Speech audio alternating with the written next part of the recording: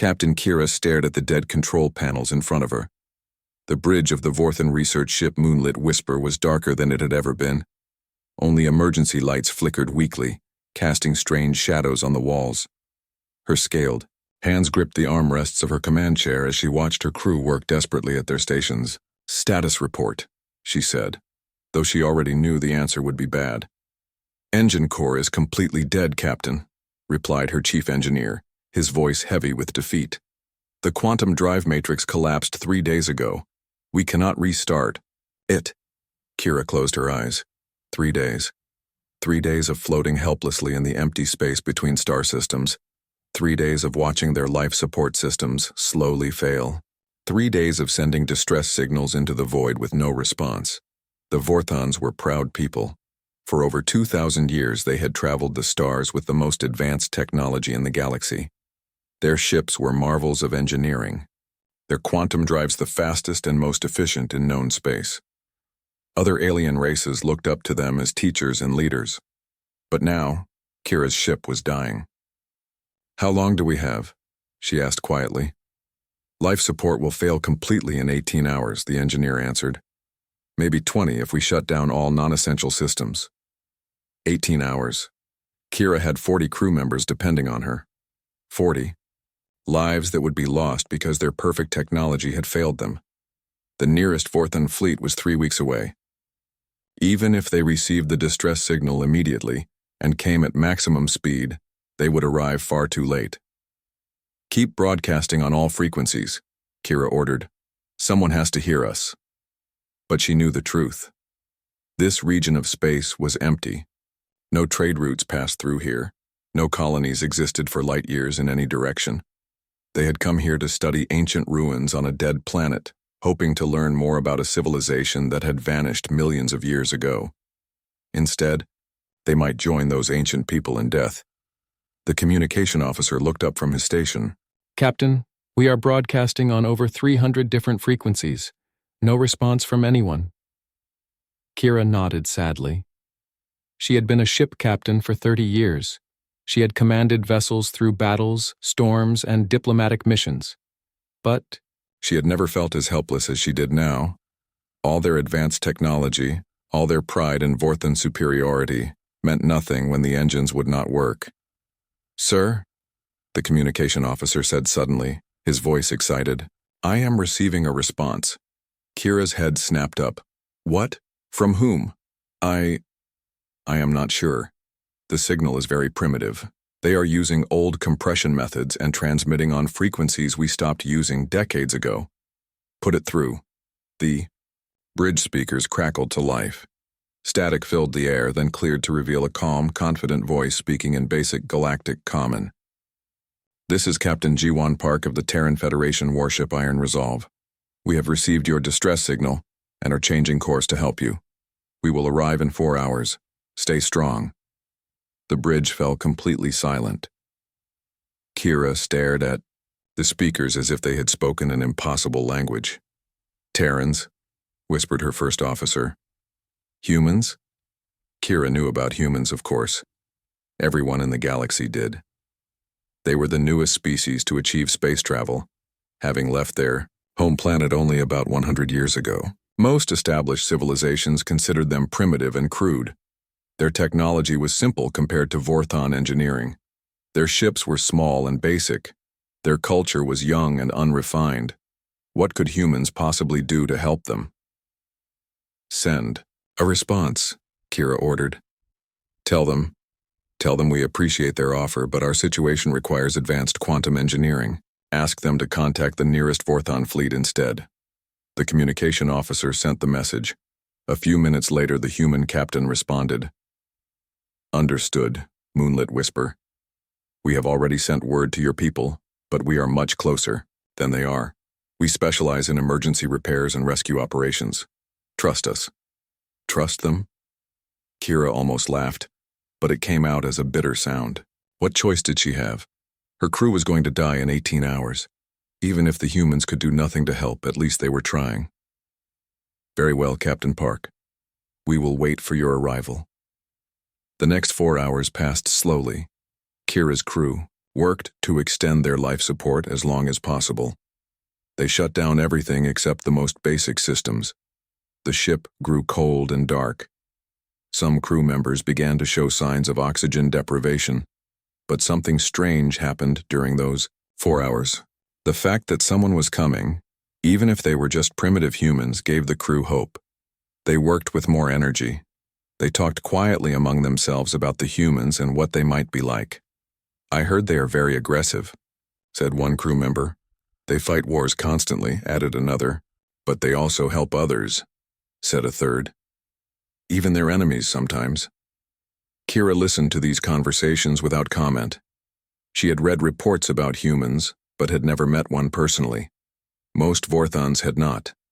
Humans were too new, too primitive to be worth much attention from the great Vorthon Empire.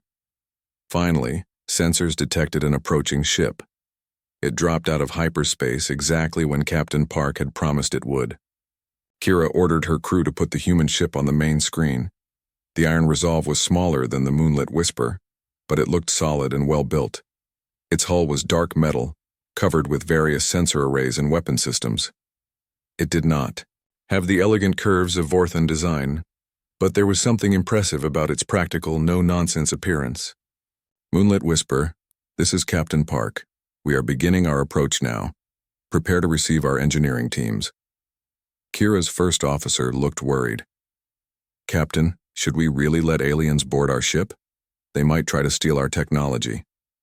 Kira considered this. Vorthon technology was far more advanced than anything humans possessed. But what good was advanced technology when it did not work? "Yes," she decided. "Let them board. We have nothing to lose now."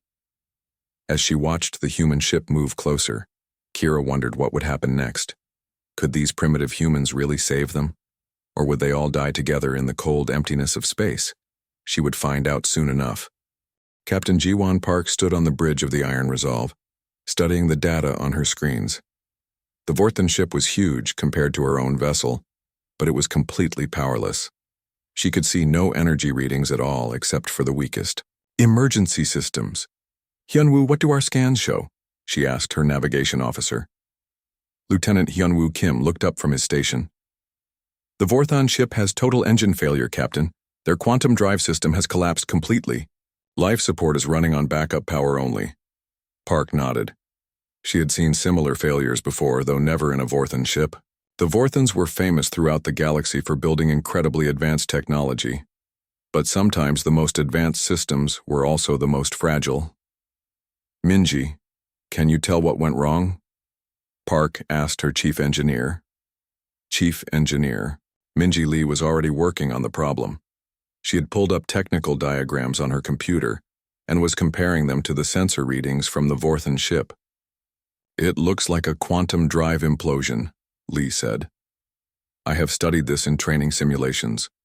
The Vorthons push their technology very hard to get maximum efficiency, but when something goes wrong, the whole system fails at once."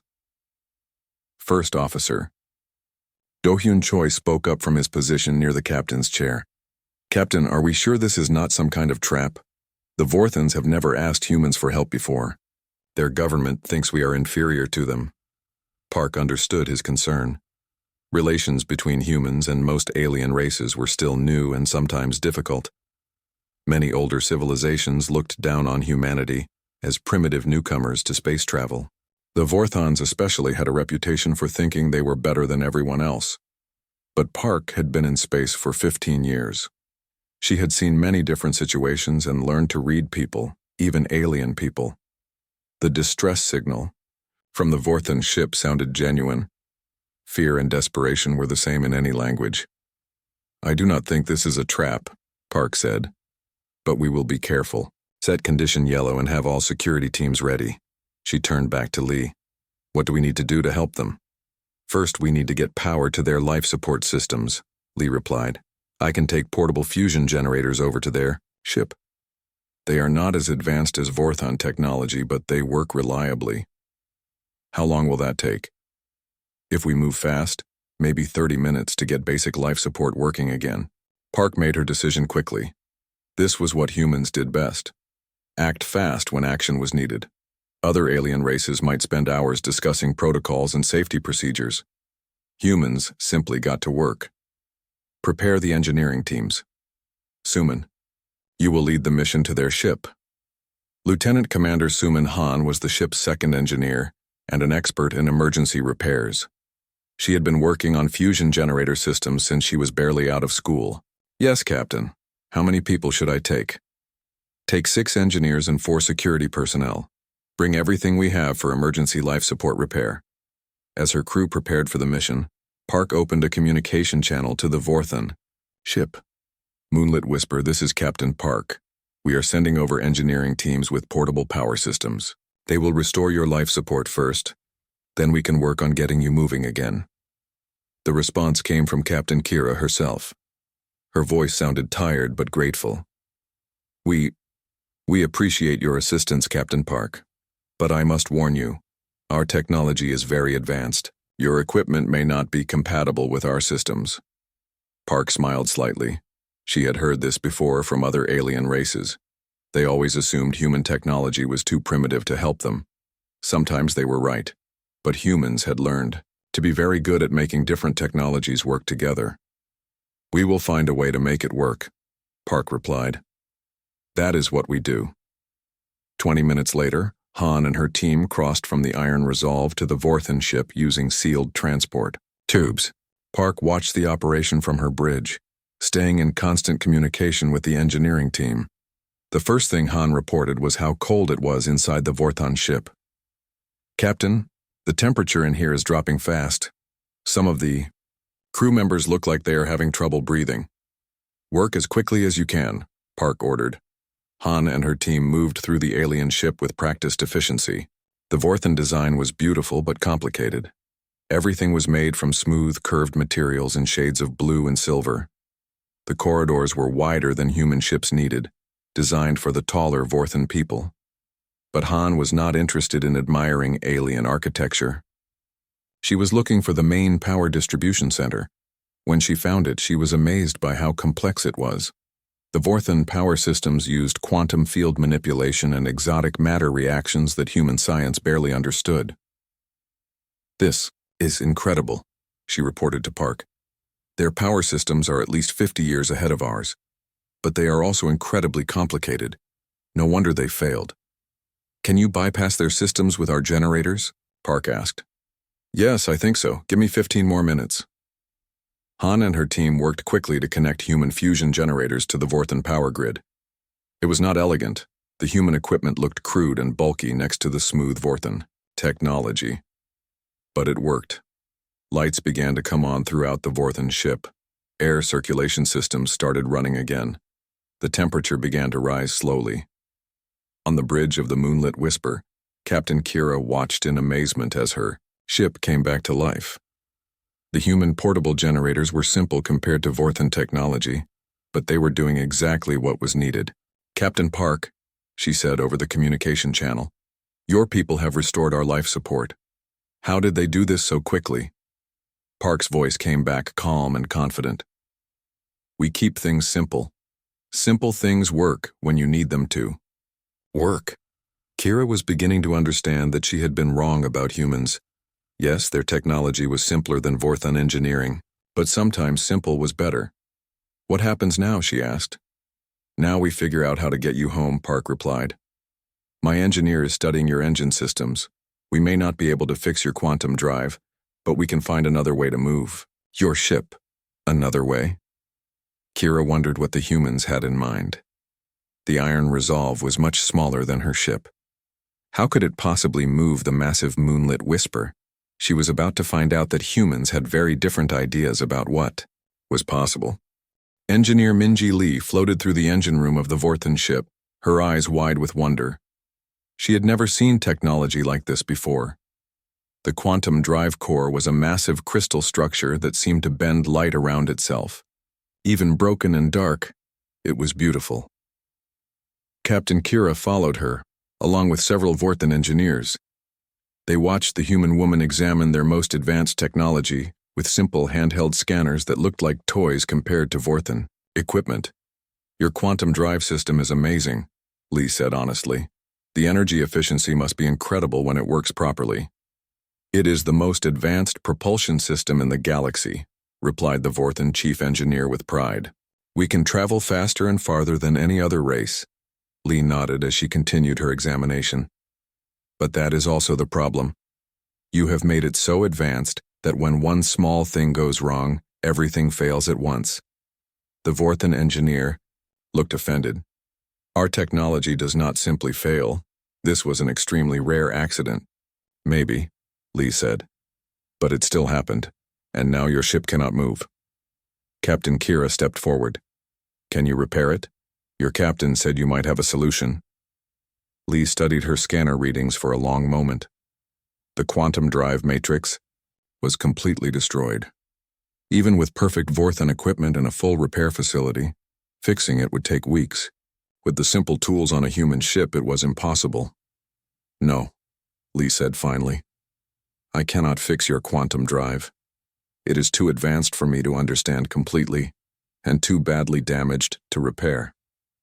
Kira felt her hope fade. If the humans could not help them, they would have to wait for a Vorthan rescue ship. That would take weeks they did not have. But Lee was not finished talking. I cannot fix your drive, she continued, but I do not need to fix it. There is another way. What do you mean? Kira asked. Lee activated her communicator. Captain Park, this is Lee. I have finished examining the Vorthan drive system. Park's voice came through clearly. What is your assessment? The quantum drive is completely destroyed. I cannot repair it, but I have a different solution. We can tow their ship. There was silence on the communication channel for several seconds. Then Park replied, Explain.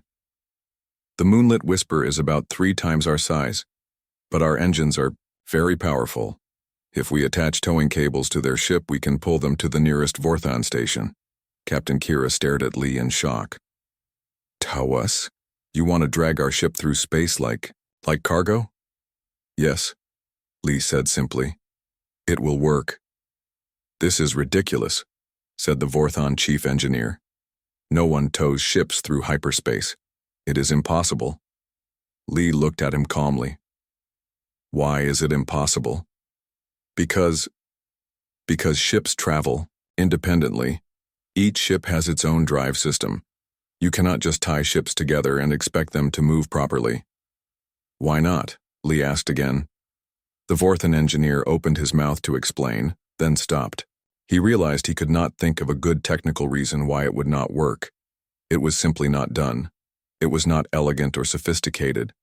It was crude and primitive. But crude and primitive might be exactly what they needed. Lee was already calling her team. Jin Woo Youngjae, come to the engine room. Bring the external coupling equipment. 2 human engineers arrived quickly, carrying large metal devices that looked like giant clamps. They began attaching these to the hull of the Vorthan ship while Lee explained the plan. We will connect strong cables between our ships, she told Captain Kira. The Iron Resolve will use its engines to pull your ship through space. It will be slower than your normal speed, but much faster than waiting for rescue. How long will it take? Kira asked. To reach the nearest Vorthan station? About 2 days instead of 3 weeks. Kira considered this. 2 days of being towed through space by a primitive human ship. It was embarrassing and undignified, but it was also their only chance of survival. On the bridge of the Iron Resolve, Captain Park was working with her navigation officer to plan the route. Pilot Officer Sungmin Yoon was running calculations on his computer. Captain, the math works, Yoon reported. Our engines can handle the extra mass. It will strain our power systems, but we can do it. What about hyperspace? Park asked. Can we maintain a stable hyperspace field around both ships? Yes, if we synchronize our field generators properly. It will be tricky, but possible. Park opened a channel to the Vorthan ship. Captain Kira, we are ready to begin towing operations. Are your people prepared? Kira looked around at her crew. They seemed nervous but hopeful. Being towed by humans was not what any of them had expected, but it was better than dying in space. We are ready, Captain Park, but I must ask, why are you doing this? Your people and mine are not close allies. We have given you no reason to risk your ship to save ours. Park's answer was immediate and simple. Because you need help, and we can provide it. That is reason enough. Kira was surprised by this response. In Vorton culture, nothing was done without expecting something in return. Help always came with a price, but the humans seemed to be offering assistance simply because it was the right thing to do. We are grateful, she said. Save your gratitude until we get you home safely, Park replied with a slight smile in her voice. The towing cables were attached and tested. The two ships were now connected by strong metal lines that could handle the stress of hyperspace travel. It looked strange and primitive, but Lee's engineering calculations showed it would work. All stations report ready, announced First Officer Choi. Engineering reports all systems operational, added Lee. Park took a deep breath. She was about to attempt something that had never been done before, towing a massive alien ship through hyperspace using nothing but brute force and human determination. Engage engines. Take us to hyperspace. The Iron Resolve began to move forward, its engines straining against the massive weight of the Vorthon ship. Slowly, both vessels began to accelerate. The towing cables held firm. Then, in a flash of light, both ships disappeared into hyperspace, connected by simple metal cables and human ingenuity. Captain Kira watched the hyperspace tunnel form around both ships and shook her head in amazement. The humans had done something her own people would have declared impossible. They had solved an advanced technological problem with a simple, practical solution. Maybe there was more to these primitive humans than anyone had realized. The two ships had been traveling through hyperspace for 6 hours when the alarm sounded on the bridge of the Iron Resolve. Lieutenant Hyunwoo Kim looked up from his sensor station with concern on his face. Captain, I am detecting 3 ships approaching on an intercept course. They will drop out of hyperspace directly in our path. Captain Park moved to look at his screen. Can you identify them? Yes, Captain. They are Craxi raiders. A cold silence fell over the bridge. Everyone knew about the Craxi. They were insect-like aliens who attacked disabled ships and stole everything valuable they could find. They were pirates, murderers, and scavengers who showed no mercy to their victims. How did they find us? Asked First Officer Choi. They must have been tracking the Vorthon distress signals, Park replied grimly. They probably planned to attack the moonlit Whisper when it was helpless. Now they have found us instead, Park opened a communication channel to the Vorthon ship. Captain Kira, we have a problem. 3 Craxi raider ships are moving to intercept us. Kira's voice came back immediately, tight with fear. Craxi, Captain Park, you must abandon us immediately. Cut the towing cables and escape while you can. Explain, Park said calmly. Craxi raiders travel in groups and attack anything they find.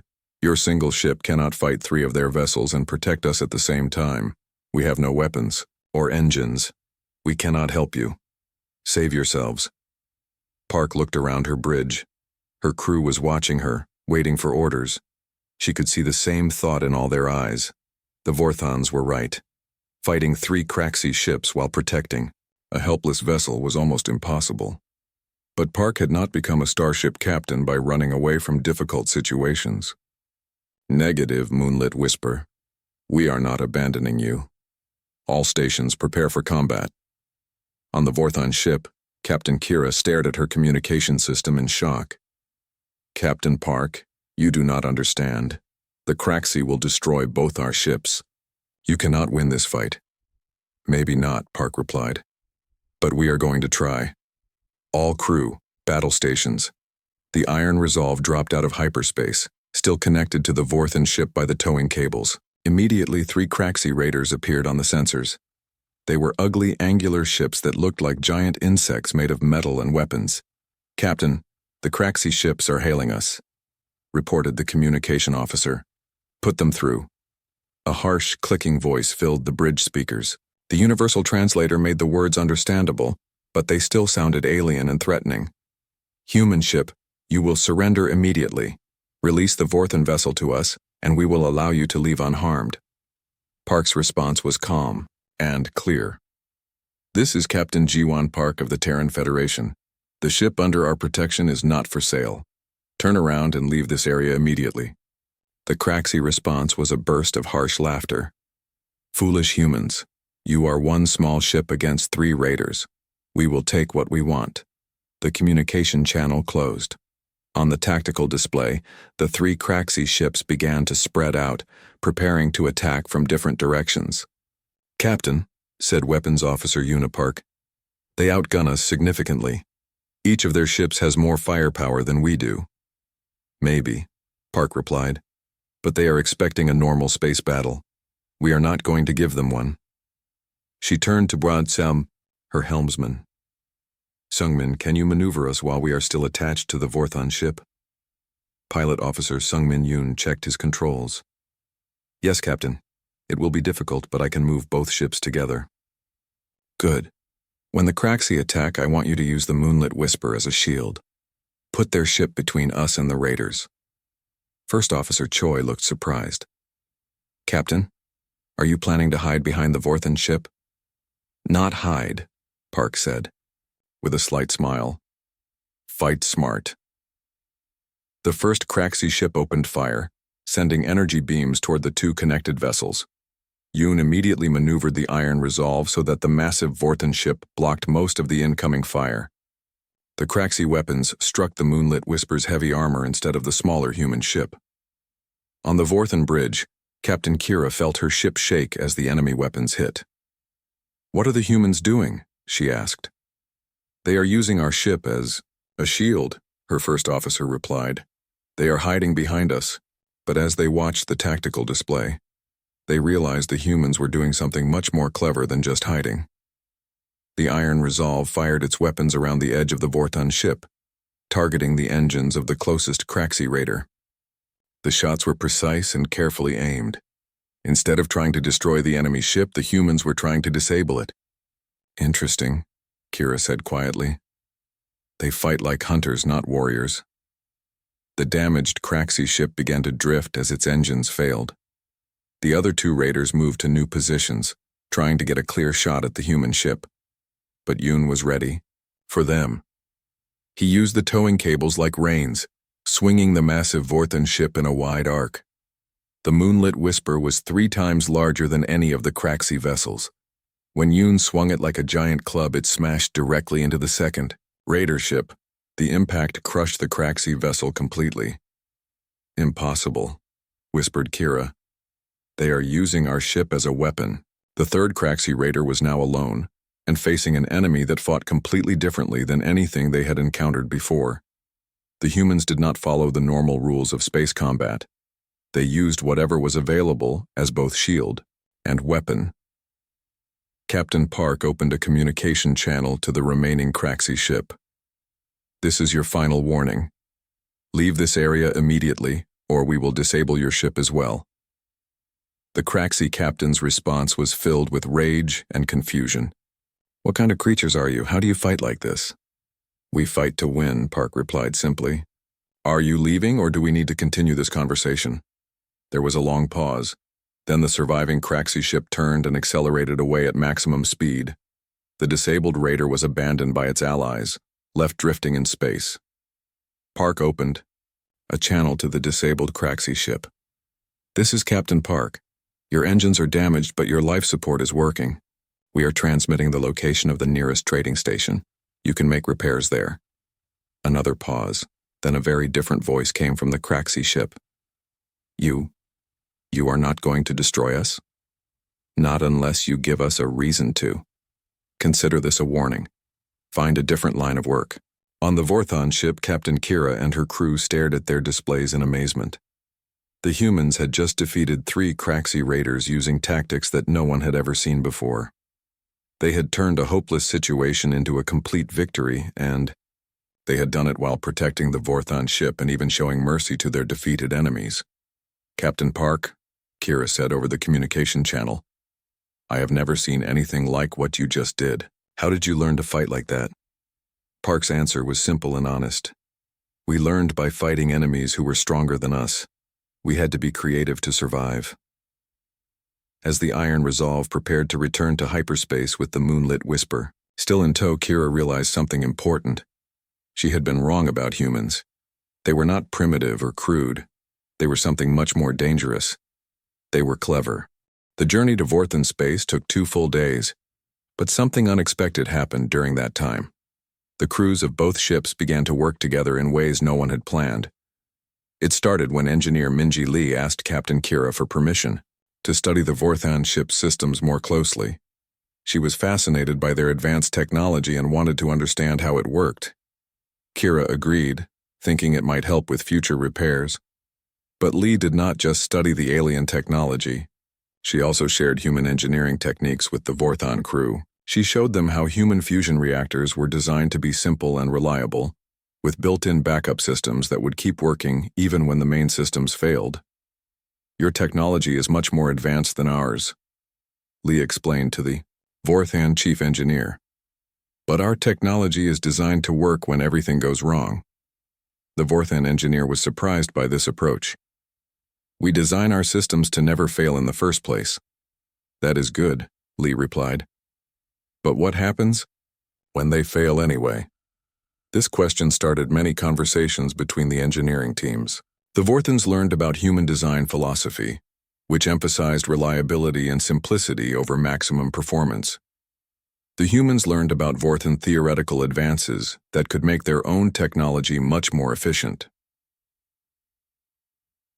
Cultural. Liaison Officer Yunbin Zhou organized informal meetings between crew members from both ships. She discovered that despite their reputation for being cold and logical, the Vorthans had rich traditions of art, music, and poetry. They were particularly skilled at creating beautiful mathematical sculptures that represented complex equations in physical form. The humans, in turn, shared their own cultural strengths. They told stories of exploration and adventure, of overcoming impossible odds through teamwork and determination. They played music that was energetic and emotional, very different from the precise mathematical harmonies that Vorthans preferred. Your people are not what we expected, admitted Kira during one of these cultural exchanges. We thought humans were aggressive and primitive. Some of us are, Joe replied honestly. But most of us just want to explore, learn, and help others when we can. Why do you help others? What do you gain from it? Joe thought about this question carefully. We gain friends, we gain knowledge. We gain the satisfaction of knowing we did the right thing. Sometimes that is more valuable than money or power. This concept was difficult for Kira to understand, at first. Vorthan society was based on logical exchanges of value. Everything had a price and nothing was done without expecting something in return. But as she watched the human crew work to help her people, she began to see the wisdom in their approach. On the second day of the journey, they received a message from Vorthan Station Nexus Prime. Admiral Thexran, the station commander, wanted to speak with Captain Kira personally. Captain Kira. The Admiral's voice was formal and cold. We have received reports of your situation. You are being assisted by a human vessel? Yes, Admiral. The humans rescued us when our quantum drive failed. They are towing us to your station. There was a long pause. Towing? You allowed primitive humans to drag a Vorthan research vessel through space like cargo? Kira felt her anger rise. These humans saved the lives of 40 Vorthan crew members, Admiral. They risked their own ship to help us. They deserve our respect, not our scorn. We will discuss this further when you arrive, the Admiral replied coldly, and closed the communication channel.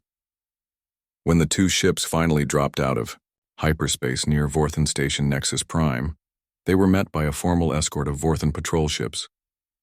The station itself was a massive structure of crystalline spires and graceful curves, beautiful and imposing. Captain Park opened a communication channel to the station. Nexus Prime, this is Captain Park of the Iron Resolve. We are delivering the research vessel Moonlit Whisper as requested. Acknowledged, human vessel, came the reply. Admiral Thexran will meet with both captains immediately upon docking. The meeting took place in the station's main conference room, a chamber with walls made of some kind of crystal that seemed to glow with inner light. Admiral Thexran was an impressive figure, tall and imposing, with the scales of his people showing the deep blue color that indicated high rank. Captain Park, the Admiral began, his voice carefully neutral. The Vorthon Empire thanks you for your assistance to our people. Park nodded politely. We were glad to help, Admiral. However, Thexran continued, we must discuss the manner of this assistance. Towing a Vorthon vessel through space is unusual. Before Park could reply, Captain Kira stepped forward. Admiral, with respect, these humans did not just rescue us. They showed us something we had forgotten. Explain. We had the most advanced ship in the galaxy, but when it broke, we were helpless. The humans had simpler technology, but they found a way to solve our problem. They proved that sometimes the best solution is not the most complicated one. Admiral Thexran looked thoughtful. You believe we can learn from these humans? I believe we already have, Kira replied. In just 2 days, our engineering teams learned more about practical problem solving than we had in years of theoretical study. The Admiral turned to Captain Park. What do your people want in return for this assistance? Park's answer was immediate and simple. Nothing, Admiral. We helped because it was the right thing to do. This response clearly surprised Thexran. He stared at the human captain for a long moment, then turned to look at Kira. Is this true? They want nothing? They have asked for nothing, Kira confirmed. They risked their ship and their lives to save us, and they expect no payment. Admiral, Thexran was quiet for several minutes, considering everything he had heard.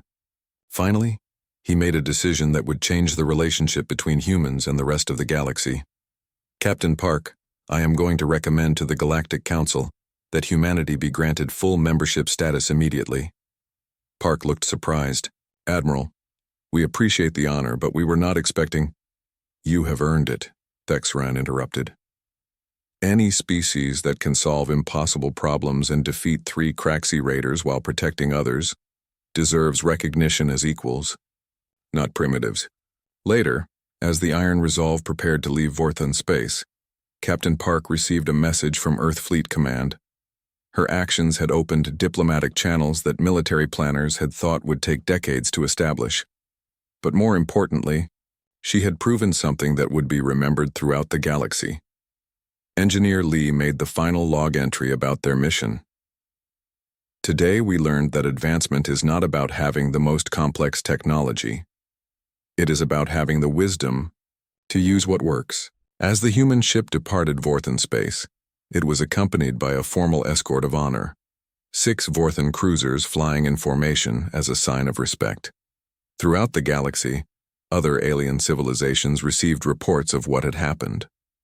The humans had announced themselves not through conquest or intimidation, but through competence, reliability, and an unshakable commitment to helping others. They had taken their place among the stars not as students or junior partners, but as equals who brought their own unique strengths to the galactic community. And in the depths of space, other species began to wonder, what else might these remarkable humans be capable of?